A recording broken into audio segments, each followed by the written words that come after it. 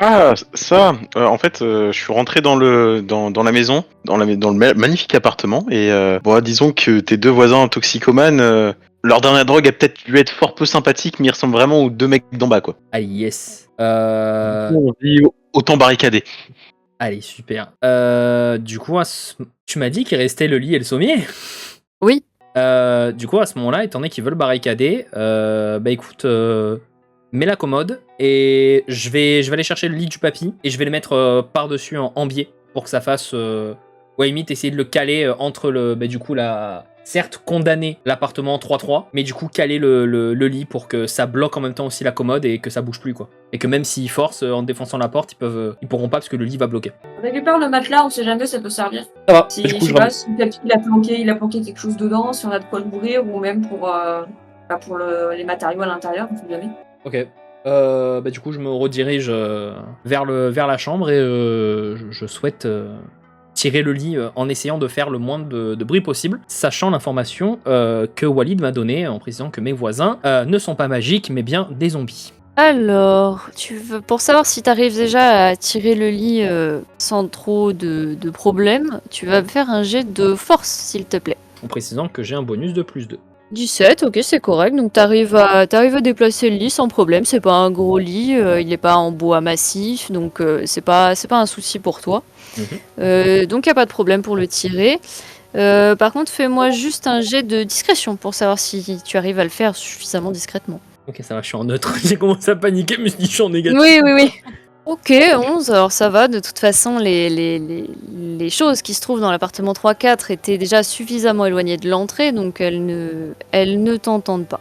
Tu n'entends pas de réaction, pas de geste, tu n'entends rien. Okay, une fois que Walid et H ont réussi à poser le meuble sans faire de bruit devant la porte, je cale le lit de manière à ce que le sommier bloque la porte 3-3 et du coup la commode qui bloque maintenant la porte 3-4.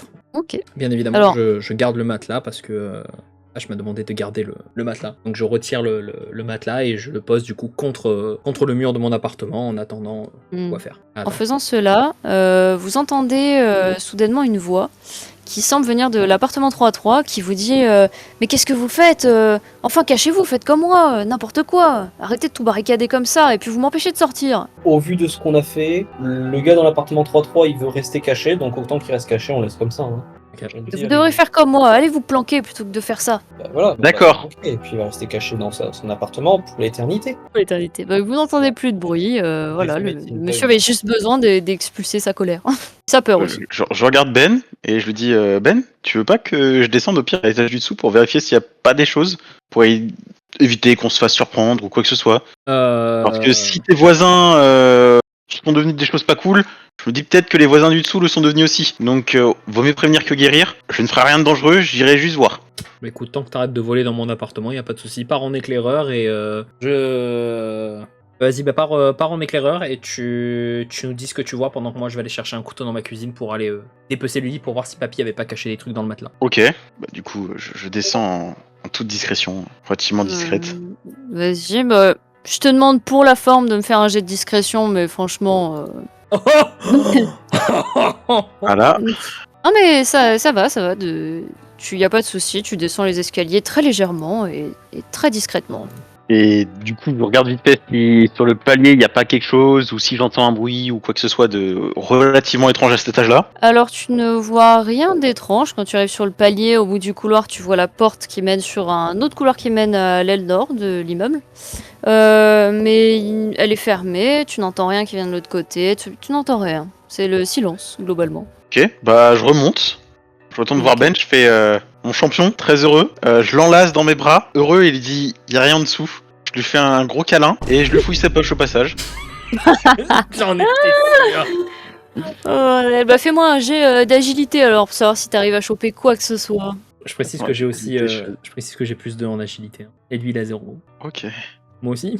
Eh bien écoute, tu fouilles rapidement la poche, mais tellement rapidement que tu ne perçois rien de particulier. D'accord. Du coup, ok. Suite à cette magnifique embrassade, tu vois, plein d'amour, de passion, de bromance, si je puis dire, je suis mi-confus, mi-heureux, donc je laisse passer, et du coup, juste après, je dis ok, Est-ce que tout le monde, avant ça, je vais juste aller chercher un couteau et je reviens, je vais aller... Ah mais non, je crois que j'ai déjà le couteau. Bah du coup, après cette embrassade, je me dirige vers le matelas et je commence un petit peu à l'éventrer pour voir s'il n'y a pas quelque chose qui se cache. Ok, alors fais-moi pareil, un jet de perception, toujours, c'est quand même le plus important, ce jet-là.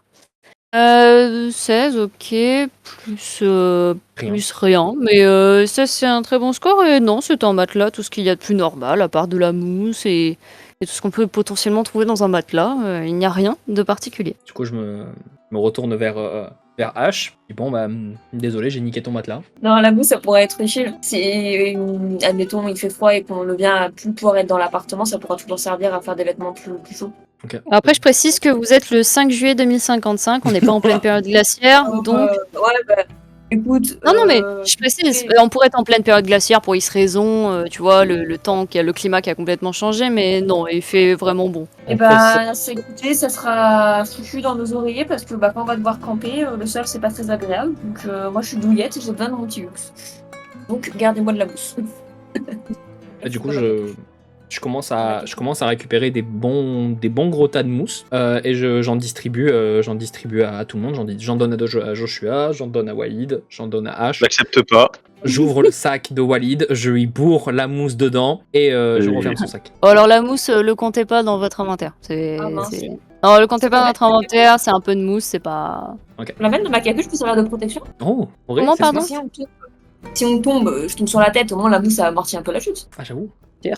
Certes, mais le truc c'est que ça dépend déjà de ce que t'en fais, de où tu la mets, en quelle quantité, et de comment tu réussis à bien la faire tenir. Donc ça dépend ce que tu veux en faire en fait, de comment tu veux l'utiliser. Je la garde sur moi en attendant. Je la note moi parce que je m'en servirai peut-être. J'oublie que je l'ai. Ok, pas de souci. Une fois que j'ai donné cette mousse à tout le monde, je propose du coup à notre belle escouade de joyeux lurons du coup de descendre...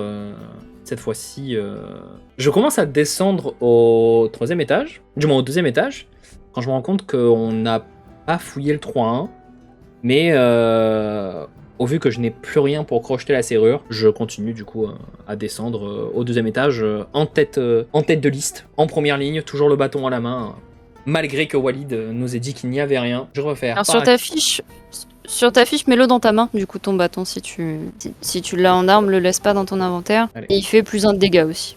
Voilà, donc du coup, je descends sur mes gardes, malgré les infos de Walid, précisant qu'il n'y a rien, parce que, rappelons-le, il n'est pas net. Il ne parle pas de son teint de peau, mais je ne lui fais pas confiance, par acquis de conscience. Oh, ça fait des rimes. Du coup, je descends quand même à la main. Ok, Joshua, Kawaii, qu'est-ce que vous faites Techniquement, juste je suis pour l'instant. Voilà. Ok.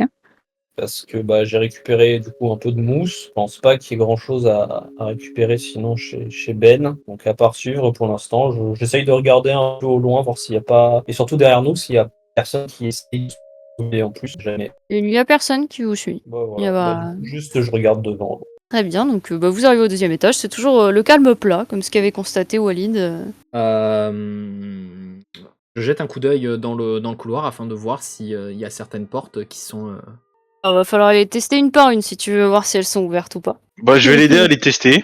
Ok, alors je vous demande pas particulièrement de jet. Vous constatez qu'elles sont toutes fermées, sauf la 2-5. Je propose à tout le monde. Je rentre dans l'appart, je vérifie si aucune âme n'y vit et je ressors pour vous dire s'il y a quelque chose ou pas. Comme ça. Et j'essaye de rien faire de dangereux, bien sûr. On reste calme et discret ici. J'essaie de ne pas voler surtout. Si ça vous va, je propose comme ça. Si ça vous va, il n'y a pas de souci sur ça. ça me va personnellement. Alors, avant que vous alliez ouvrir cette porte, le fait d'avoir testé toutes les portes fait que vous semblez réveiller une personne dans l'appartement 2-4 qui vous dit d'un air paniqué « Barricadez-vous, barricadez-vous !» Et il ne dit plus rien. Sa voix a malencontreusement réveillé autre chose dans l'appartement 2-3 qui se met à pousser des râles et à donner des coups contre la porte. C'est la bonne pour la barricade. Je remonte vite dans mon salon, je vais chercher la table. La porte ne semble pas vouloir céder. Pour ma part, ça vous dérange pas, je vais juste regarder, est-ce qu'on a une visibilité sur la porte qui mène, derrière la porte qui mène vers l'aile nord, pas du tout. Alors tu peux aller voir, donc il y a une petite, juste un petit encadrement avec une petite vitre où tu peux voir dans le couloir. Dans le couloir, il n'y a rien. De toute façon, c'est un couloir en coude, donc tu ne vois pas la fin du couloir, mais tu ne perçois pas de mouvement, tu ne perçois rien. Je rentre dans l'appartement en toute discrétion, le seul qui est ouvert. Et je termine juste pour préciser, la porte qui mène à l'aile nord est ouverte. Voilà. Je reste devant la porte de l'aile nord à regarder si jamais il n'y a pas quelque chose qui arrive au cas où. Voilà. Ok, donc Walid, tu disais.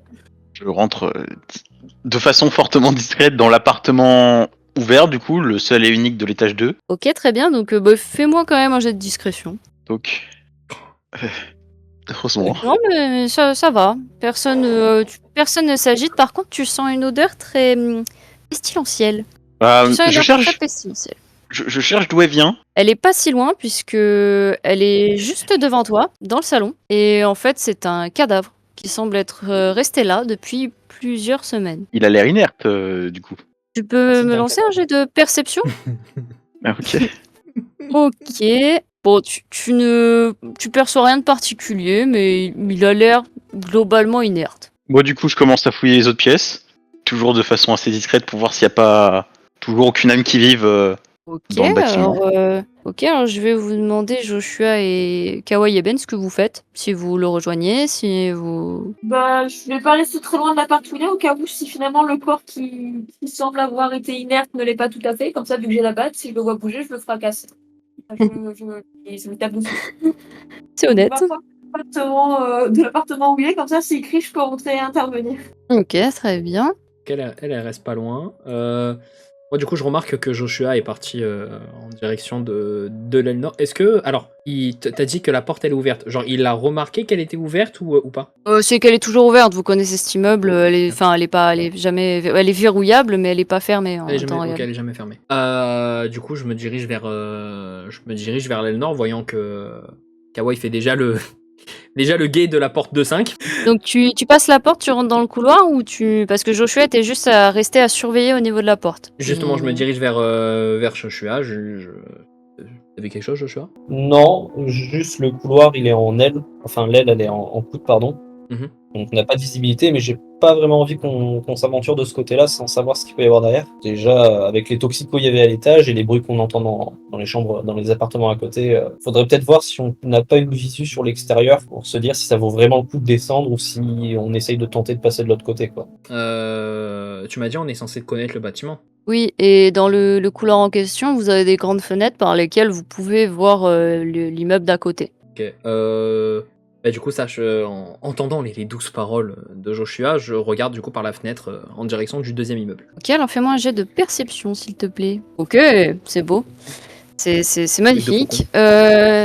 Écoute, tu vois beaucoup de mouvements, comme des foules par-ci par-là, des groupes de gens qui semblent s'agiter anormalement, bouger de manière presque inhumaine, et tu en vois beaucoup traîner dans les couloirs. De ce que tu peux en apercevoir des seules fenêtres qui donnent sur les parties communes. Tu me dis qu'elle est verrouillable. Verrouillable de quel côté? De notre côté ou du côté extérieur? Du côté couloir. Enfin, du côté couloir qui mène à l'aile nord. C'est une serrure, donc il te faudrait une clé si tu veux la fermer du côté où tu es. Enfin, si tu veux la fermer du côté de l'immeuble où vous êtes. Du coup, ça, je préviens Joshua. Et rien qui ne semble, en tout cas, présenter de menace immédiate. Du coup, écoute Joshua, bien vu l'aveugle. Je pense que je vais aller descendre solo au niveau du concierge pour voir si je peux pas aller récupérer pour voir si dans le local du concierge j'ai pas la clé pour verrouiller l'aile pour que au moins on soit tranquille de ce côté-là. Ouais. Est-ce que juste t'as regardé, parce que je pense qu'on peut voir les passages, enfin les endroits publics de l'autre bâtiment, mais techniquement on peut voir aussi ceux du bâtiment dans lequel on est, au niveau des fenêtres. Est-ce que t'as regardé les nôtres en dessous de nous s'il y a du mouvement ou pas? Ça compte dans mon tour, je relance. Non, ça compte. Tu n'as rien perçu de particulier. Ouais, bon, à part toujours les deux qui sont au pied de l'immeuble en train de s'acharner contre la porte vitrée de l'immeuble. Okay. D'ailleurs, les coups dans la pièce 2-3 se sont calmés. Ils ne sont de temps en temps réanimés que lorsqu'il vous entend parler un peu trop fort. Walid, de ton côté, du coup, t'es en train de fouiller l'appartement, c'est ça? Je regarde s'il n'y a pas âme qui vive dans l'appartement, du coup. Alors non, effectivement, le cadavre, enfin, c'est une personne morte qui semble être vraiment décédée depuis longtemps. D'ailleurs, tout ce que tu peux trouver en consommable dans la cuisine ou quoi, est entièrement pourri. L'eau qui traîne un peu par-ci par-là est complètement croupie. L'humidité s'est un petit peu emparée des murs, donc c'est pas un lieu très sain. Ok. Il n'y a rien de particulier dont tu puisses vraiment te servir, c'est un peu le bazar, probablement. Ouais, mais rien un de autre très- toxico. Question, les fruits sont pourris à quel niveau? Pourri, hein. Laisse tomber. Hein. J'en C'est prends un mort quand même depuis sur moi. longtemps. Mais alors, à peine tu le saisis, il te dégouline entre les doigts, en fait. Parfait. Euh, S'il te plaît, De tu quoi peux le garde. Parfait, le garde. Putain Mais tu peux pas le garder, il t'a coulé entre les doigts le truc, et il est plein de. J'en Il y a prends plein un de autre, et tu sais, je fais moisissures un, et de je fais un champignons. petit puits, histoire vraiment de le garder, en mode je le tiens dans mes mains. Ok, bah tiens-le dans tes mains, y a pas de souci. Je sors de la part. Tu vas finir par me faire un jet de chance, toi, pour savoir si tu tombes malade si tu continues. Laisse mon puits pourri dans mes mains. On peut le faire maintenant. Alors, Il en est où, Ben? Il descend ou pas encore? d'abord, je vais te demander, Kawaii, ce que tu fais, ce que tu décides de faire toi aussi, qui tu rejoins, ce que tu veux faire par toi-même ou pas. Est-ce qu'on peut Oui, examiner le corps? Il est mort depuis un certain temps, mais ça veut dire quand même dire que le mec, genre, il est mort tout seul dans son appart, tout a pourri sans que personne ne le sache. Donc, est-ce qu'il a été contaminé par une des bactéries, l'infection bactériologique, et le mec peut se réveiller à n'importe quel moment? Ou est-ce qu'il est mort dans une crise cardiaque? Alors, si tu veux aller examiner le cadavre, fais-moi un jet de perception, s'il te plaît. Ok, 17 est un bonus de +1, donc 18. Mais écoute, le corps, malheureusement, est sûrement celui d'un toxico mort d'une overdose, puisque tu observes non loin de lui une vieille seringue avec quelques gouttes de sang non loin. Tu observes vraiment globalement un petit peu la déchéance et tu comprends mieux la déchéance de l'appartement et tout la salissure qu'il peut y avoir. C'était vraiment quelqu'un de très addict. Donc il est juste simplement mort d'une overdose, il n'y a pas de signe particulier d'autre chose, rien qui ressemble aux créatures que vous avez pu voir. Il n'y a rien qui indique que le cadavre va se relever, il a l'air mort, complètement mort, de chez mort. Alors, j'aurais juste 2 choses à dire à notre ami Ben quand je le reverrai. Question. Ben, il en est où dans la descente des escaliers? Il est au début ou il a complètement descendu l'étage? Non, là, Là, parce que le temps que vous étiez en train de fouiller, j'ai parlé du coup à Joshua, et au moment en fait où tu fais ton puits avec ton fruit pourri, oh, je le sens mal. Je viens de comprendre peut-être un truc. Et du coup, je passe devant l'appart, prêt à être intercepté par Kawaii et Walid. Je me sens très mal. Au moment où je sors, je vois Ben du coin de l'œil, je l'accours vers lui et je fais semblant de trébucher pour que le fruit lui tombe dessus. Ok, alors ce qu'on va faire, c'est que... Alors justement, Walid, tu vas me faire un jet d'agilité, et Ben, tu me feras juste après un jet de réflexe, s'il te plaît. Vas-y, Walid. Alors, 11, et toi, est-ce que t'avais un bonus? J'ai rien, Non, t'avais t'inquiète, je le rien. fais avec les bonus directement. Ok, et du coup, vas-y, fais-moi un jet de réflexe, s'il te plaît, Ben. Réflexe, il manque de réflexe. Et plus T'as 1. +1 déjà en bonus. Il a fait combien? Je sais pas, allez, lance. Il a fait 11, ok. Ah, le 12 qui sauve! Le bonus 12 qui et sauve! le 12 qui sauve, effectivement. Tu fais semblant de trébucher, l'action est très bien exécutée, le fruit pourri part, il n'y a pas de souci, mais Ben, avec son entraînement de soldat, est un peu plus rapide, a de meilleurs réflexes, et parvient à l'esquiver de justesse. Je tiens à préciser que pendant que je l'esquive, je fais une référence à Goku Ultra Instinct, c'est-à-dire que je l'esquive juste en bougeant le haut de mon corps et en regardant le fruit passer devant moi. Suite à cette esquive, je regarde Walid. Je me relève, je m'excuse. Je fais désolé, j'ai pas vu, je me suis pris dans mes pieds. Je voulais ressortir vite. Je savais pas si le fruit était pourri ou pas, donc je voulais voir la lumière. Je faisais pas clair dans l'appart. Je m'excuse. Et avec l'odeur de mort qui pourrissait dans le salon, c'était fort compliqué de savoir si le fruit était comestible ou pas. Pendant qu'ils s'excusaient, je suis resté bloqué sur ma position d'esquive. Je regarde, je ne dis rien. Je n'accepte pas ces excuses, je n'acquiesce pas, je ne lâche même pas un sourire. Je me remets en position et je vois que Kawaii souhaite me dire quelque chose, donc je passe à côté de Ben sans rien dire, en me dirigeant vers Kawaii.